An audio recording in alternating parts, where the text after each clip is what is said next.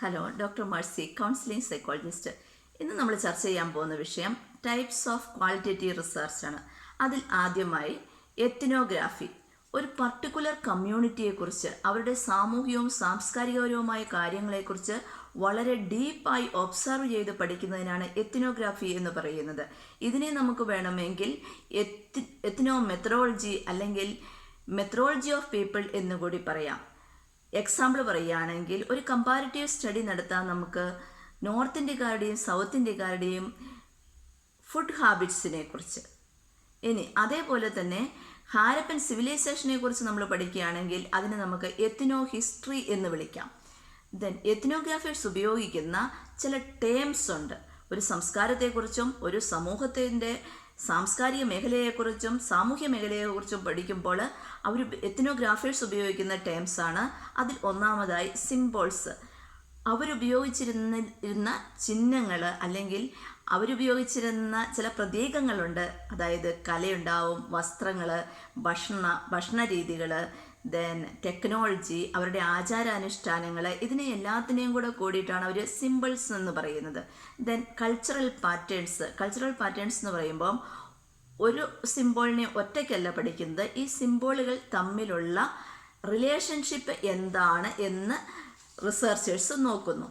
Then അടുത്തൊരു പദം അവർ ഉപയോഗിക്കുന്നത് ടാസിറ്റ് നോളജ് ആണ്. എല്ലാ കാര്യങ്ങളും ഈ റിസർച്ചറിന് അല്ലെങ്കിൽ എത്നോഗ്രാഫറിന് ഒബ്സർവ് ചെയ്ത് കണ്ടുപിടിക്കാൻ പറ്റാത്തതായിട്ട് വരുന്നു. വളരെ റെയർ ആയിട്ട് അവർ ഉപയോഗിക്കുന്ന ചില കാര്യങ്ങളുണ്ടാവും ഈ കമ്മ്യൂണിറ്റിയിൽ. അതൊരിക്കലും ഒബ്സർവ് ചെയ്ത് കണ്ടെത്താൻ പറ്റുന്നില്ല. അങ്ങനെയുള്ള ചില പ്രെജുഡിയസസ് അല്ലെങ്കിൽ ഓർത്തഡോക്സ് ബിലീഫ്സ്, ഇതിനൊക്കെ പറയുന്നത് പേരാണ് ടാസിറ്റ് നോളജ്. അതിനെക്കുറിച്ച് ഡീപ്പായിട്ട് പഠിക്കണമെങ്കിൽ ഇതിനുള്ളിലേക്ക് കടന്നു ചെല്ലണം. ഇനി സിറ്റുവേഷണൽ റിഡക്ഷൻ ആണ് അടുത്തതായിട്ട് അവർ ഉപയോഗിക്കുന്ന ഒരു പദം. എന്ന് വെച്ചാൽ സോഷ്യൽ സ്ട്രക്ചർ രൂപപ്പെടുത്തുന്നത് പല സോഷ്യൽ സിറ്റുവേഷനിലൂടെയുമാണ്. ഒരു എക്സാമ്പിൾ പറയുകയാണെങ്കിൽ, ക്രിമിനൽ ആക്ട്സ് വളരെ കൂടുതലായിട്ട് വരികയാണെങ്കിൽ ചിലപ്പോഴൊക്കെ അത് പുവർ എക്കണോമിക് സിറ്റുവേഷൻ കൊണ്ടാവാം, അല്ലെങ്കിൽ ഫ്രസ്ട്രേഷൻ, നല്ല പേരൻറ്ഹുഡ് ഉണ്ടാകാത്തതുകൊണ്ടോ, അല്ലെങ്കിൽ നെയ്ബർഹുഡിൻ്റെ പ്രോബ്ലം കൊണ്ടോ, അല്ലെങ്കിൽ പീർ ഗ്രൂപ്പിൻ്റെ ഇൻഫ്ലുവൻസ് കൊണ്ടും ചിലപ്പോഴൊക്കെ ക്രിമിനൽസ് രൂപപ്പെടാറുണ്ട്. ഒരു ഉത്തമ ഉദാഹരണം പറയുകയാണെങ്കിൽ, ചമ്പൽക്കാടുകളിൽ ഒരു നാളുകളിൽ ഫുലൻ ദേവി ഉണ്ടായിരുന്നു. ഈ ഫുലൻ ദേവി എങ്ങനെ ഉണ്ടായി, എങ്ങനെ അവരുടെ ഒരു സംസ്കാരം, അവരെങ്ങനെ ഒരു ഗ്രൂപ്പ് രൂപീകരിച്ചു, ഇതൊക്കെ ചിന്തിക്കുമ്പോഴും അല്ലെങ്കിൽ ഇതേക്കുറിച്ച് പഠിക്കുമ്പോഴും നമുക്ക് മനസ്സിലാവും അതിന് പുറകിൽ എന്തോ ഉണ്ടായിരുന്നു, എന്തൊക്കെയോ കാര്യകാരണങ്ങൾ നടന്നിരുന്നു. ഇനി ടൈപ്സ് ഓഫ് എത്നോഗ്രാഫിക്കൽ റിസർച്ച്. അതിലൊന്നാമതായിട്ട് വരുന്നതാണ് മാക്രോ എത്നോഗ്രാഫി. വലിയ ഒരു സംസ്കാരത്തെക്കുറിച്ചും സാമൂഹ്യ വ്യവസ്ഥയെക്കുറിച്ചും പഠിക്കുന്നതാണ് മാക്രോ എത്നോഗ്രാഫി. എക്സാമ്പിൾ പറയുകയാണെങ്കിൽ, ഭാരത സംസ്കാരം അല്ലെങ്കിൽ ജൂതന്മാരുടെ സംസ്കാരത്തെക്കുറിച്ച് നമ്മൾ പഠിക്കുകയാണെങ്കിൽ അതിന് പറയുന്നതാണ്. ദെൻ മൈക്രോ എത്നോഗ്രാഫി എന്ന് പറഞ്ഞു കഴിഞ്ഞാൽ സ്പെസിഫിക് ആയിട്ടാണ് നമ്മൾ എടുക്കുന്നത്. ഇവിടെ നമ്മൾക്ക് ടെററിസ്റ്റുകൾ എങ്ങനെ രൂപപ്പെട്ടു, എന്തൊക്കെയാണ് അവരുടെ സംസ്കാരം അല്ലെങ്കിൽ എന്ത് സാമൂഹ്യ വ്യവസ്ഥയാണ് അവരുടെ, അത് അങ്ങനെ ഒരു സ്പെസിഫിക് ആയിട്ട് നമ്മൾ പഠിക്കുന്നു. ഇനി അതല്ല, ഇനി കേരളത്തെക്കുറിച്ച് മാത്രമായിട്ട് സ്പെസിഫിക് ആയിട്ട് കേരളത്തിലെ പൊളിറ്റിക്സിനെ കുറിച്ച് നമ്മൾ പഠിക്കുന്നു. സ്പെസിഫിക് ആയിട്ടാണ് നമ്മൾ പഠിക്കുന്നത്. ഇതിനാണ് മൈക്രോ എത്നോഗ്രാഫി എന്ന് പറയുന്നത്. ഇനി അടുത്തതായിട്ടുള്ളത് എമിക് പെർസ്പെക്റ്റീവ്.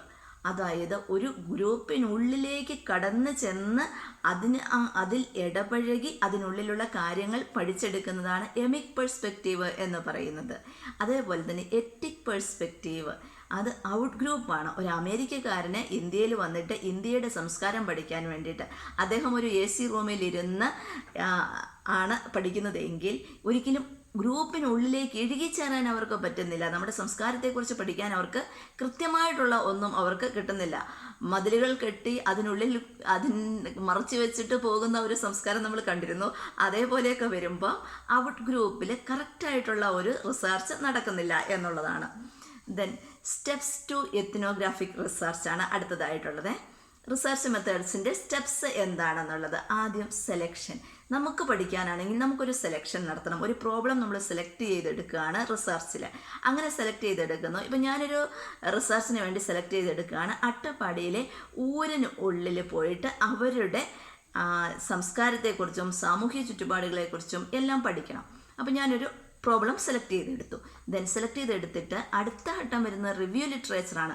റിവ്യൂ ലിറ്ററേച്ചർ എന്ന് പറഞ്ഞു കഴിഞ്ഞാൽ ഇതിന് മുമ്പ് ആരൊക്കെ ഇങ്ങനത്തെ സ്റ്റഡീസ് നടത്തിയിട്ടുണ്ട് എന്ന് നോക്കണം. അപ്പം ഇതിനു മുമ്പ് നടത്തിയ റിസർച്ചിൻ്റെ റിപ്പോർട്ടുകൾ എവിടെയൊക്കെയുണ്ട്, ഗവൺമെൻറ്റിൻ്റെ റിപ്പോർട്ടുകളിൽ എവിടെയൊക്കെ ഇത് പഠിച്ചവരുണ്ട്, ഇതെല്ലാം നോക്കി അതിനെക്കുറിച്ചൊരു സ്റ്റഡീസ് നടത്തി. ഈ 2 സ്റ്റഡീസും ഞാൻ പുറത്തു നിന്നാണ് എടുത്തത്.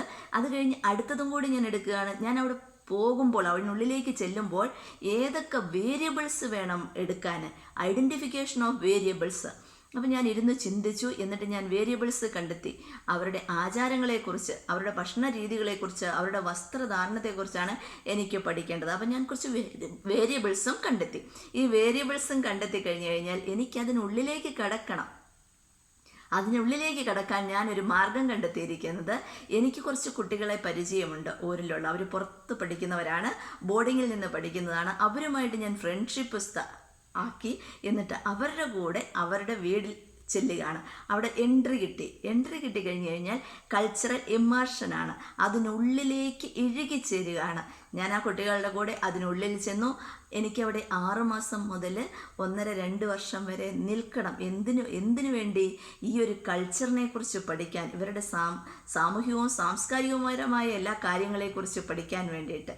എന്നിട്ട് ഞാൻ അവിടെ നിന്നു, ഒരു 2 വർഷത്തോളം നിന്നു, പഠിച്ചു. അതിനാണ് കൾച്ചറൽ ഇമ്മേർഷൻ എന്ന് പറയുന്നത്. അവിടുന്ന് ഡേറ്റ കളക്ട് ചെയ്തു. കുറേയധികം ഡേറ്റകൾ എനിക്ക് കിട്ടി. എല്ലാ കാര്യങ്ങളും ഞാൻ അവിടെ ഇരുന്ന് കാൽക്കുലേറ്റ് ചെയ്ത് പഠിച്ച് എല്ലാ കാര്യങ്ങളും പഠിച്ചു.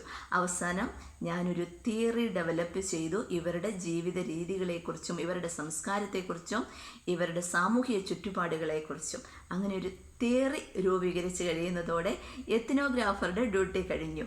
ഇത്രയുമാണ് എത്നോഗ്രാഫിക് റിസർച്ച് ഉള്ളത്. Okay, thank you.